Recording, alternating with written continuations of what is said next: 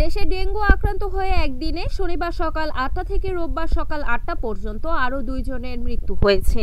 এ সময় মশাবাহিত এই রোগে নতুন করে আক্রান্ত হয়ে ৩৩০ জন হাসপাতালে ভর্তি হয়েছেন। রবিবার স্বাস্থ্য অধিদপ্তরের হেলথ ইমার্জেন্সি অপারেশন সেন্টার ও কন্ট্রোল রুম থেকে পাঠানো এক সংবাদ বিজ্ঞপ্তিতে এ তথ্য জানানো হয়েছে।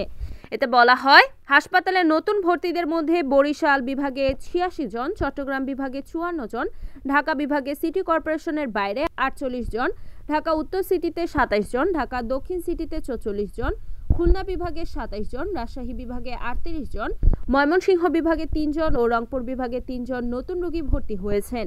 এদিকে গত একদিনে সারা দেশে ৩৮৫ জন ডেঙ্গু রোগী হাসপাতাল থেকে ছাড়পত্র পেয়েছেন। এ নিয়ে চলতি বছর ছাড়পত্র পেয়েছেন ১৩,৯৬৯ জন।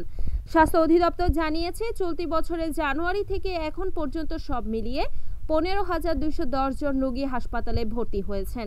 বছরের এখন পর্যন্ত ডেঙ্গুতে মৃত্যু হয়েছে ৫৮ জনের। ২০২৪ সালের জানুয়ারি থেকে ৩১ ডিসেম্বর পর্যন্ত মোট ডেঙ্গু আক্রান্ত হয়েছেন ১,০১,২১৪ জন এবং ডেঙ্গুতে মোট মারা গেছেন ৫৭৫ জন।